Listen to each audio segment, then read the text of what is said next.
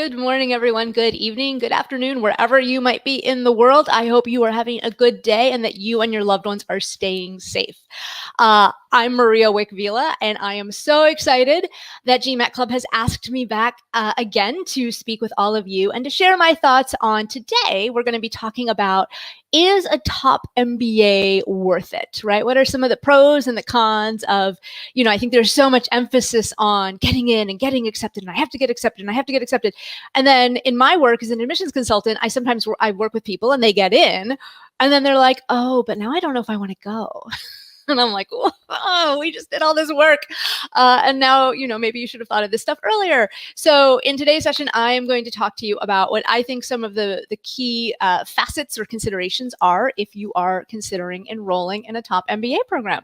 Before we sort of move along and get going, I am going to quickly tell you some of the things we're going to cover today. First of all, what is like a top MBA anyway? People sort of throw that term around pretty loosely. Spoiler alert, I don't think it really matters. I don't think that a technical cutoff, it doesn't really matter. But I'm going to explain to you a little bit why. I think one of the biggest facets of applying or to attending a top business school is this element of sticker shock. It's a very expensive degree, and scholarships are not nearly as available as they are for other types of graduate study. In particular, because it's not like if you were to study something like how to cure cancer, well, okay, as a university, I'd be happy to pay for your tuition because you might help humanity, but usually MBA students are doing it to advance their careers, and ergo, the scholarships are available, but they are certainly not as plentiful as they are either for undergraduate studies or for other types of graduate fields. And then I'm going to talk a little bit about how it's not even just about the money. It's not just about that return on investment. It's about the network, and that is where the ultimate value comes from. So now let's dig in, but super quick, in case you haven't met me before or seen me before. Hi, nice to meet you. I'm Maria. There's a picture of me that just magically appeared thanks to the magic of PowerPoint. I am a 2005 graduate of Harvard Business School, and I'm also the founder of Applicant Lab. Applicant Lab, in case you haven't heard of it, is the DIY online platform in which I've taken all of my knowledge. I am now entering my 17th year this year of providing admissions advice. And so I take all of that knowledge, and instead of charging you hundreds and hundreds of dollars an hour for it, I've put it all into a bunch of videos and exercises that you can access for a teeny fraction of the price. Okay, so what is a top 10 MBA anyway? I'm not going to spend a lot of time here rehashing everything that's been done about rankings before, because also after we're done here, make a little note to yourself that you can look on YouTube and you can search for my name and Shovik. And a couple of months ago, I think in April, we did a full session on dissecting the rankings and, are the rankings bull or are they not? For the record, Shovik chose that title, not me. Although I agree with his assertion, I think the rankings are bull. But so anyway, so I'm not going to rehash all of that here, but I did want to point out a few key elements of it in case you missed that presentation a couple months ago. So here we've got side by side the different top 10-ish roughly rankings from some of the three of the most famous rankings publishers. The one all the way on the left is the Financial Times, the one in the middle is Forbes, and the one all the way on the right is US News and World Report. And I just wanted to point out really quickly that there's so much variation. Really, that should automatically make you a little suspicious, right? The fact that there's so much variation from list to list to list should make you say maybe the rankings really aren't all that scientific. So for example, Harvard Business School in the Financial Times is the #1 business school in the world. According to Forbes, it's the #4 in the US. And according to US News last year, it was #6. Similarly, Chicago Booth, according to Forbes, is #1. According to US News, it's #3. It's tied for 3rd.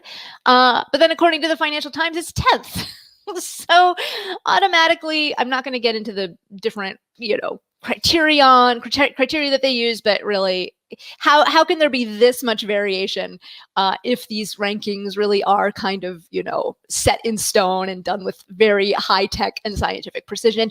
They're not done with any precision. So I think one of the quick takeaways I want you to know from my last session was the rankings are not at all designed to help you, the applicant, figure out what the best program is for you. It's not about that. It's about generating buzz and controversy and clicks, and they want bloggers to pick it up. And oh my God, Harvard fell to 6th. Let's all talk about it, and let's drive a lot of traffic to U.S. News because they made it right. So you have to look at these with a little bit of cynicism.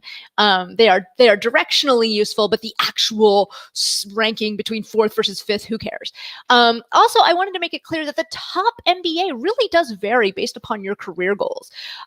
Universities have very, very different specializations in the MBA program. So while every MBA program is going to cover the basics of accounting and finance and operations and marketing, after you get beyond that core, those sort of core classes, foundational classes, the specialties and the strengths of those specialties can vary wildly. So for example, if you are interested in switching your career into real estate, in my opinion, the #1 school in the US is Columbia Business School. Or if you want to go work in Hollywood, guess what? One of the best schools in all of the US for you to go to is UCLA or USC, because you'll be based out here. And in a pre and hopefully post-corona world, you can use that networking to your advantage to get all kinds of job opportunities that even people at Harvard don't get. And then so nobody asked me. But if they were to ask me and say, okay, Maria, well, little Miss Smarty Pants, if you think the rankings are so flawed, how would you redo the rankings? And I think it would be very easy. I would ask, 100,000, 200,000 people a year take the GMAT or something like that. I'd ask all of them, here's a list of a bunch of schools. If you were accepted to all of these schools and if price had no consideration, which one would you go to? And then whichever one people hit first, that would be ranked first, and whichever one people pick second, that would be ranked second. And the reason I say that is that like when these rankings publishers court all of this controversy by saying like, oh my gosh, this year this school has dropped from number whatever to number whatever, like does that really impact if let's say I were applying to business school this year and Harvard had fallen from 1st to 6th in the US News rankings, would I have been like, oh, maybe I shouldn't go to Harvard? Of course not. I totally would have still gone to Harvard. I totally would have still, it would have been my first choice either way. So just though, however, for the sake of argument, in case you are kind of new to this world and you're just kind of dipping your toe in the proverbial waters, I think it is directionally correct to think about the schools in terms of these buckets of eliteness. So I would group in that top bucket Harvard, Stanford, Wharton, followed by Columbia, MIT, Booth, Kellogg-ish, then Hasiel, Ross, Tuck, Duke, Darting, Cornell, NYU, UCLA. And to be clear, like these are not scientific. Like these are just kind of me off the top of my head being like, well, I think here's where I'd roughly put them. But the point is that all of these schools right here are in fact top MBA programs. And as we're going to see in just a second, most of these schools can lead to such very, I think, surprisingly and shockingly similar career outcomes. So please stop obsessing over the silly minutiae of like, well, I don't know, this school is now ranked 3.2 and it used to be ranked 3.1. Like, who cares? There are so many other things to think about, but just in general, these are the top-ish programs, at least in the US. And then if we're talking about not US, then of course INSEAD, London Business School, IE, and US and Singapore, SEABS in Shanghai, those would also be added to this list. So right off the bat, when people start looking into these top MBA programs after, kind of looking at the GMAT scores and the admissions statistics, I think it's really useful for people to also look at the cost of what it costs to get an MBA. And I took this, I have to credit Poets and Quants for assembling this information. But basically what they did is, I think they did this last year, they took the total cost of attendance. So the schools tend to focus on the tuition numbers, like that's the first number that jumps out at people. However, there are so many other costs, primarily living expenses. And if you're in a more expensive city, for example, if you're going to school in New York City, you might have to pay a lot more in rent than if you were going to school at in Indiana, for example, right? A more rural suburban part of the country versus the elite, most cosmopolitan metropolis in the U.S. And other schools will also have different fees and, different activities. And some of them will, everyone has to do some sort of a trip, a global trip. And so, well, guess what? Who's going to pay for the global trip? The money for that doesn't just materialize magically out of the money tree that you've planted in your backyard. No, you're going to have to pay for that trip. So what Poets and Quants did is they put together this list is the 2-year estimated total cost. So tuition, books, food, lodging, anything else, that ski trip to Vail or whatever else it is you're doing with your classmates. And these are their rough estimates. So we're talking almost about $250,000 all in at the end of the 2 years. And so this is sort of like this moment of, I think, sticker shock, where, again, I have been so surprised over the years when I work with people and we spend months together and we're going back and forth on the thing and the essays and then the mock interviews. And then they finally get accepted. And then they're like, oh my God, Maria, have you seen how much these schools cost? And I'm like, yes, of course I've seen how much they cost. Like that. Where have you been? Like, I try to be, I'm nicer about it to their face, but I'm thinking to myself, like, where have you been? Like, of course that's what it costs. And so I want you to be very clear up front that, yeah, look, you're going to have to, you may have to pay a lot of money, especially if you don't get a scholarship. Now, that's the bad news, but let's focus a little bit more on the good news. If you look at the average starting salary for people who graduate from these programs, and of course there's variability, right? If you work in something like a hedge fund or private equity company, you will be making more than this. If you're working in the nonprofit sector, you will, of course, be making less. Now, the good news is many top schools do have loan forgiveness programs for people who enter the nonprofit sector. So don't feel like, oh my gosh, I'm Maria, my heart is really in social enterprise and that's what I want to do. And how can I ever do social enterprise with my life if these are the costs? Well, not all programs, but some programs do offer loan forgiveness if you do end up entering the nonprofit sector after graduation. But so if we look at the starting salaries, like already in the first year, and this is obviously an oversimplification because it doesn't account for taxes or whatever, but you're already making about half of that total cost back in terms of your gross salary in the first year. And also, don't forget, you get about 25, 30 years to pay back your student loans. And I was doing a little research last night, and I found that most graduates from top MBA programs fully pay back their loans within 10 years of graduating. And anecdotally, I can tell you that is correct. Even though I, after business school, did not go into a high compensation field, I was working in the media industry. I was working in a startup in the media industry. So that was like sort of two double whammies of like the low income two reasons to not be making a ton of money at the same time. And even I was able to pay back my loans within less than 10 years. So don't forget, once the sticker shock wears off, don't forget that afterwards you can have the potential to make a significantly higher compensation level that will help you pay off that debt. And so I wouldn't think about it in terms of, oh my gosh, I have to, Maria, I have to sign on the dotted line for this loan right now, and it's $170,000, and that could buy me a house in Nebraska. One of the things I talk about a lot in Applicant Lab is the fact that when admissions officers are looking at your profile and they're looking at you within that broader applicant pool, one of the things they're really trying to figure out is who amongst you, which ones of you are going to be the most successful, with success being broadly defined, of course, but who's going to be the most successful in kind of like the 25-year time frame, right? So they're not necessarily looking just at that post-MBA job. They're looking at like, okay, who do we think here has the potential based upon their previous accomplishments? Who do we think is going to really rise to the top? Whether that is in a traditional CEO of a Fortune 500 company way, or it's establishing a groundbreaking nonprofit that really helps solve a desperate societal need, whatever that top or success means, they're looking for people who in the long term are going to reach that level of success. And so they're looking at it with a 25-year-ish time horizon. The lenders are looking at it with a 25-year-ish time horizon. And so I would urge you to look at it with a 25-year time horizon. So here's an oversimplification. I know it's ignoring interest. It's ignoring all, it's ignoring some potential savings. Like, yeah, maybe you might get a partial scholarship. And so maybe it'll be 200,000 instead of 220,000. But just for the sake of the numbers being round and easy, because it's early in the morning for me. And so I like easy numbers when it's early in the morning. Let's say that the cost of getting a top MBA is roughly $250,000. And let's think about your life over the next 25 years. If I did the math right, which I think I did, that comes out to about $10,000 per year in terms of, for each of the 25 years you've got left of your career, roughly, you will be paying an extra $10,000 for having gotten that degree.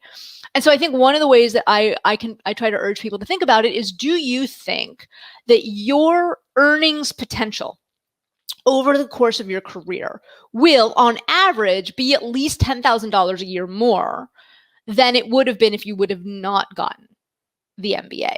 And the reason I like to set up this thought experiment is that when I do it, most people say, like, actually, when you put it that way, 25 years, I have a lot of time to pay it back.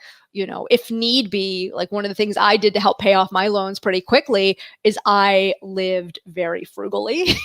I am very good at living very frugally, right? So some of my business school classmates graduated, and I remember one of them bought a Porsche. And, I did not buy a Porsche. I bought like a used, sensible, mid-sized car.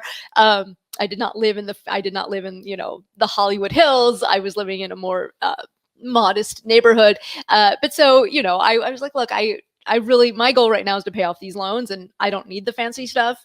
So you can also, a lot of it is under your control after you graduate, in terms of, even if you can't control the salary necessarily that you might be making, you can definitely control your expenses and be, can I at least, to myself, do I think I can eke out either $10,000 a year more in earnings, and or can I make several $1,000s a year worth of cuts in living expenses to make up that difference?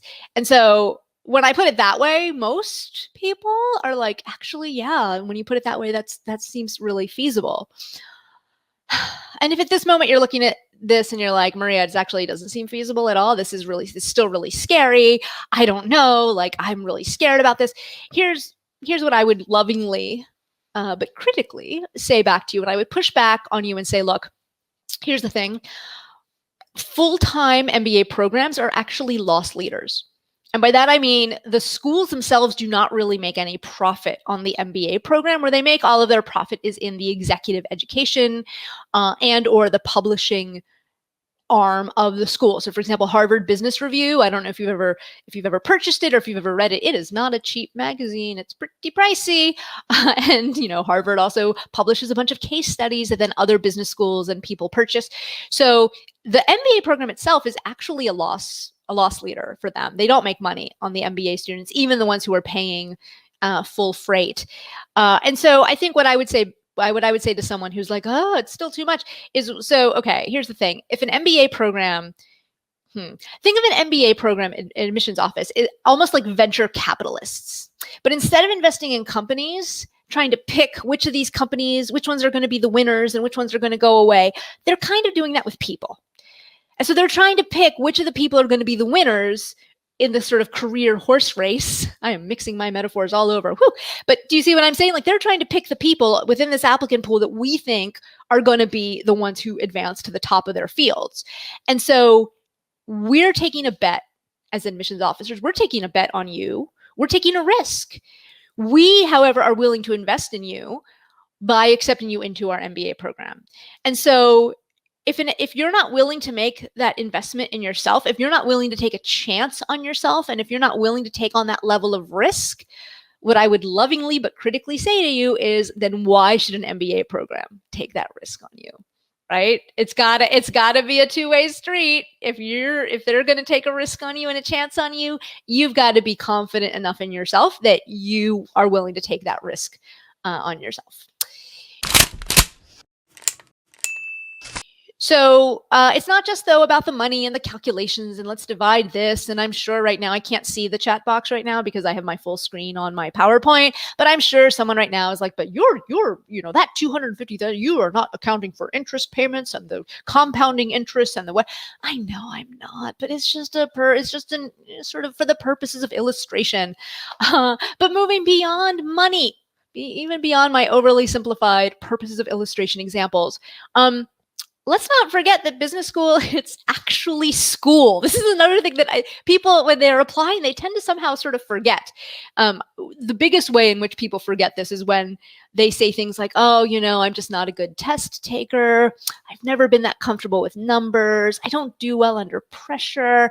When they're like, for example, explaining away why they got a lousy GMAT score, for example, and they're like, oh, I'm just not very good. And I'm like, well, it's school. Like, guess what? You're going to have pressure in school to do well. I'm not good with numbers under pressure. Guess what? What do you think that finance test is going to be your second week when you have that exam come out of nowhere? Like, you have to be smart. You have to study and be good with numbers, or at least comfortable with them.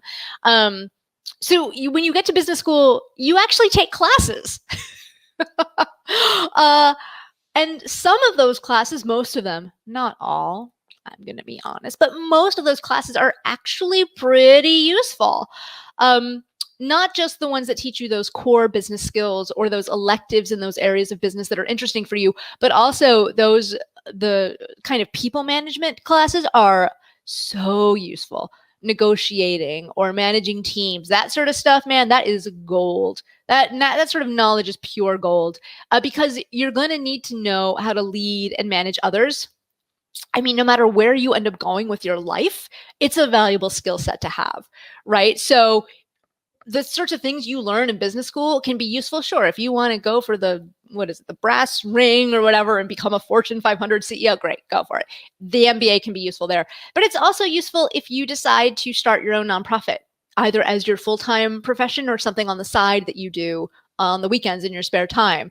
Or even if this is sort of more topical for me as a mother, but even the kid, like if you ever have kids, that kid goes to school, which hopefully they will all go to school, there's going to be like a PTA association, a parent teacher association that's going to have to be run. I have to raise money and have to budget the money and have to convince people to donate, and all those good things that you learn in business school are actually also useful in contexts like that. So don't forget about the fact that you will be actually learning in business school.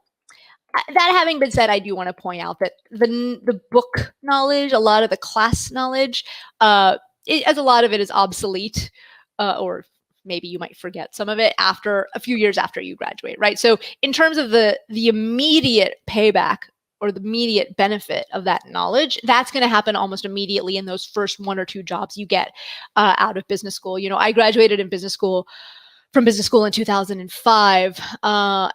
So just to sort of give you a sense, this was before YouTube existed. This was before the iPhone existed. Netflix at that point was a company that was sending DVDs to your house. And Facebook had just launched like a year. They had launched at Harvard a couple of years, or sort of privately with a few different schools, but they sort of opened publicly, I think, around that time.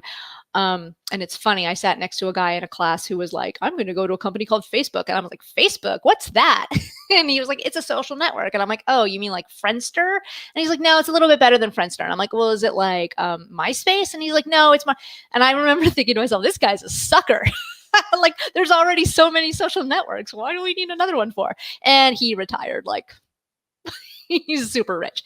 But the point is, like, right now you're looking at me and you're like, wow, she's so old. 15 years ago, she's so obsolete. She's such a dinosaur. Guess what? 15 years from now, you're going to be in the same boat, right? You're going to be middle-aged too. And you're going to be like, oh, there's all these new technologies that didn't exist. So my point is, some of the learning that you get in business school, and one of the reasons, as a side note, I'm such a big fan of case-based learning, is that the cases are meant by design to try to teach you timeless principles using specific examples.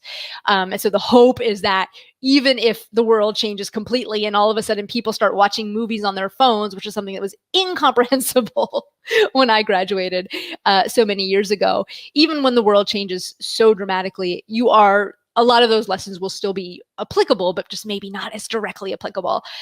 So my little pro tip to you, if you do end up going to business school, is take as many of the people, leadership, change management, negotiations, leadership workshops. If there's anything where it's like they record you as you're like telling people bad news, like those things are gold, because that is something that never, human nature is not obsolete. Human nature does not change. At least it hasn't changed a whole lot recently. So those classes really are timeless. And at a certain point, I'd say maybe sort of 5 years post MBA, maybe 10 years, but closer to 5, your future success down the line really does depend upon what your successes have been in the workplace post MBA. And so I think this is good news. I did want to point this out because I think a lot of people who either don't get into any business school at all, or who get into perhaps a school that was not as fancy as they were hoping, I just want to point out that like that doesn't really matter in the long term. Like if you go out into your chosen industry and you kick lots of butt and you're just amazing and you develop a strong reputation, that person, no matter with an MBA, without an MBA, is going to do better than the person who went to Harvard Business School, but who was really lazy and who nobody likes, right? So at least please don't stress out about your, like, I'm not going to have a future if I don't go to the school. Like, no, I know people from HBS, well, one person in particular who is chronically unemployed because this person has a difficult personality and they keep getting fired. So to be clear, it's not a magic thing. And also, for example, my husband, who I met at Harvard Business School, he's a CFO in an industry in which most of his peers, because we are in Los Angeles and he is in the entertainment industry, most of the other CFOs went to UCLA or USC here in Los Angeles, right? So, that them going to a school that was ranked, 15th or whatever, guess what? Didn't really hold them back now, did it? So I just wanted to make that little side note. And also, now that we've talked about the education, sort of the pros and the cons and the value and maybe some of the stuff that isn't as valuable, I wanted to transition a little bit to the real benefit. So this happened before many of you were born, but when Bill Clinton was running for president in when did he started his campaign in 92, I think.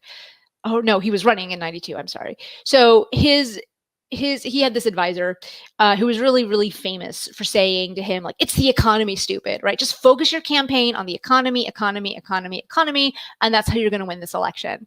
So I'm going to rephrase this in my own way, and it's the network. Stupid. I don't mean to call you stupid. I probably should have crossed that out. It's a little aggressive sounding, but really, it's really about the network at the end of the day in terms of the value that you get from attending a top MBA. And here I'm going to jump into a few cliches, and sometimes cliches are they're overused, but they're overused for a reason. A lot of times cliches are overused because they're true. So one of the reasons why the network from business school is so valuable is this kind of chicken and egg problem. In terms of, yes, business schools will graduate chickens who go on to be very successful chickens, but that's because they accept eggs who were already on their way to be successful anyway, right? So, sometimes people say like, oh, well, I'm not successful yet. I haven't had a strong career yet, but that's why I need to go to business school, right? That's because I haven't gotten that MBA degree. And at the top business schools, at least, unfortunately, for the most part, the causality, the business school does not make you successful. It's successful people get into the business school, right? So that's sort of chicken. There is a chicken and egg thing that happens. Or sort of as a side note, how I like to say, it's Harvard, it's not Hogwarts, right? So if you go to a place like Harvard Business School, yes, it's going to be an amazing experience. You're going to learn a lot and you're going to have great professors, whatever. But it's not Hogwarts, right? It's not like, somebody like shows up at Harvard Business School. Let's say somebody sneaks in through the admissions filter and they're not actually like that smart, or they're not actually like, they don't have very good leadership skills or whatever. It's not like going to Harvard there's not like a magic wand that the admissions, that the administration has, and they wave the magic wand and all of a sudden you're like, whoa, I'm now the most beautiful girl in the ball and now I can do magic too. Like it doesn't It doesn't transform you that much. So business school builds upon people's existing strengths, but it doesn't like, it's not like, oh, look, now I've turned into a pumpkin. And like, no, it's not a magical, fictitious type of experience. So going back to the chicken and the egg, not only do business schools let in the eggs that pretty much seem like they're on the track to become good chickens. Another reason why the network is important is because a rising tide lifts all boats. So if a school lets in consistently people who become successful chickens, again, I'm mixing my metaphors, but if schools let in people who are going to be successful, who are on the way to be successful, and they let in 500 people, and let's say 450 of those 500 people go out into the world and become successful, they're going to become successful and they're going to help their peers become successful. And that peer is going to help the other peer become successful. And so that idea of the rising tide lifting all boats is a really important factor in attending an elite MBA. Put another way, birds of a feather flock together. Or to put it the way one of my management professors said, A players like to be on teams with other A players, right? And by that, he meant high achievers like to be around other high achievers. High achievers get really frustrated when they're on a team with someone who is perhaps not a high achiever. And so the reason this is important is that the business school is going to let in someone who has a track record right now of making good things happen in the hopes that in the future, right, if right now is time equals n, that in time n equals, n plus 1, and then n plus n, n plus 1, n plus 2, n plus 3, n plus 4, that it becomes this cycle of people who are making good things happen now are going to then go out into the world and continue to make good things happen. And then because they made good things happen later, they're going to then be chosen to make good things happen even more. And the idea, or the hope at least, is that it's going to become this positive synergistic cycle. And so it's the reason why the network is so valuable, because you're this sort of person who makes good things happen.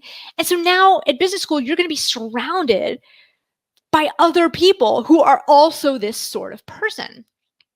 And so this is you, let's say this is you by yourself, but now here's the network, and the network is full of people who have this cycle today, tomorrow, 15, 20, 30 years from now. And so let me give you some tangible examples. Most of these examples are going to come from my husband's career because he has a more sort of traditional corporate path. I sort of went the social enterprise, social entrepreneurship route. But so for him, for example, so he's, like I said before, he's a CFO of an entertainment company. And so, he has, as a CFO, unsurprisingly, he works with banks a lot. He's frequently working with banks. And so he's got his professional relationships with banks, but sometimes he's got like little questions about like, oh my God, I have to do some sort of foreign exchange transaction and I have to buy euros. And guess what? One of his best friends from business school is a foreign exchange specialist. And so he will call her up in the middle of the day and be like, dude, I need to buy euros. What should I do? And she, because she's a genius at this, will be like, oh, hold off, wait until next week because Boris Johnson is going to do, whatever. And so that network has helped, that person in his network has helped him be better at his job. Another thing that can be useful is for healthcare, for example. This one is not so much health. This one is not so much career related, but this is actually an example for me. I was part of a women's networking group at HBS, and one of the women there has gone on to be a marketing leader or one of the leaders of an osteoporosis medication thing at a pharmaceutical company. And my mother has osteoporosis. And so like I was literally able to like drop her an email and be like, dude, my mom just got diagnosed with this. What should she do? What medicine should she take? Obviously, and of course my friend was like, yeah, just because I happen to work for an osteoporosis medicine, like I'm not good. That doesn't necessarily mean that it's the best one for your mom. But so she was able to like immediately be like, boom, boom, boom, boom. Here's what you need to do. Here are the questions you need to ask. And I was like, oh, thank God, this is awesome. Real estate, kind of on a personal level, a lot of us in life start to realize that real estate is one of the most consistent ways to build wealth. I wish someone would have told me that 20 years ago. And so when you have, again, if you're like looking to buy a house, when we were looking to purchase our place, guess who my husband called? He called all of his friends who work in real estate and had them, like, they did some analyses about the ROI and whatever about our neighborhood. On the nonprofit side, knowing people in nonprofit, my husband was on a nonprofit board. He is the head of one nonprofit board, and then he was also serving, but that nonprofit's kind of small. But then he was asked to serve on a nonprofit board for another much larger organization, and he was like in over his head a little, and he was like, boom, I'm just going to call one of my classmates who runs a nonprofit in the education space and say, here's what I'm wrestling with. Can you help me tackle it? On the retail side of things, knowing people who end up going into, working for places like Target or Best Buy. These are sort of, if you're not in the US, these are very large. These are like the Tesco's of the US. And so randomly, my husband's company for like a year decided that they were going to try to get into the retail game. And so again, he's able to call people and be like, hey, like, I don't know anything about your world. Can you please give me a crash tutorial? SaaS, software as a service. So this is also for him, for his job especially. Like, they're always doing different payroll, HR, software types of things. And so knowing people who work at, like, say, Salesforce, which one of our friends up until very recently, a very good friend of ours did. That's great. You call her up and she's like, yeah, let me tell you about Salesforce and what you need to think about for your CRM system. Video games, his company also launched a video game division that he was like running for a while. It's a long story. But again, we have a couple of friends who work at Riot Games and Activision Blizzard. For me, on the venture capital side, when I was considering perhaps raising venture capital or some sort of like social enterprise venture capital type of thing for Applicant Lab, I was able to talk to people in that space who gave me the very unvarnished pros and cons of that world. And also for me, I have a partnership with Applicant Lab with some editors that a friend of mine from business school, he started an MBA admissions consulting company, and he's an entrepreneur in this space. And so we were able to partner together. So, why did I just do this? Because people talk a lot about the network, right? The network. But I feel like when I read articles or blog posts or whatever posts, I feel like there's not a lot of concrete necessarily, like, it's not necessarily easy for someone who's not in the MBA world to picture, like, what people even talk about the network, but who cares? So my hope with this slide is that it helped give you a sense of like why the network matters, whether it's for your work or if you want to switch careers later. I almost once got a job that I was completely unqualified to get. I almost once got a job running marketing for a digital travel startup. And I had 0.0. I was not qualified, but a former section mate of mine had run digital marketing for, I think, Expedia or Orbitz this was a while ago. And literally I called him. I'm like, dude, I have a job interview on Monday and I need to be able to BS my way through this. He spent like 3 hours with me on a Saturday morning being like, here's exactly how the digital travel industry works. Don't focus on airlines. No one makes any money on the airlines. All of the money is in cruises and tours. And I'm like, okay, all right. So then I got to my interview and I'm like, well, I mean, everyone knows that there's no money in the airline tickets. It's all of the money is actually in cruises and tours, right? And I almost got the job, and I had no business almost getting that job just between the two of us. Shh, it's a secret. Don't tell anyone. Okay, and then moving on to the final point about the aspects of the network. I mentioned this a little bit before about birds of a feather flocking together, A players wanting to hang out with other A players. Look, the fact is that if you go to a business school, a top business school, you're going to make lots of great friends. There's something to be said for being surrounded by other bright go-getters who, whatever their passion is, whatever their interest is, right? I have a section mate right now who was really into the beer industry, and today he has his own craft brewery. Meeting these fascinating people who in their own way are just completely passionate about different parts of the world and different facets of the economy. And just being surrounded by people who have that same energy as you and that same optimism and that same drive. Guess what? You end up getting along with a lot of them. Not all of them. There's a bunch of jerks too, of course. Like, there's jerks in every organization. You put together a bunch of people, you're going to get some jerks, just statistically speaking, for the most part, right? But that having been said, like, you're going to make amazing friends in business school, because you all have, I'm not at all interested in the beer industry, but I can appreciate my friend's passion that he brings and the energy that he brings.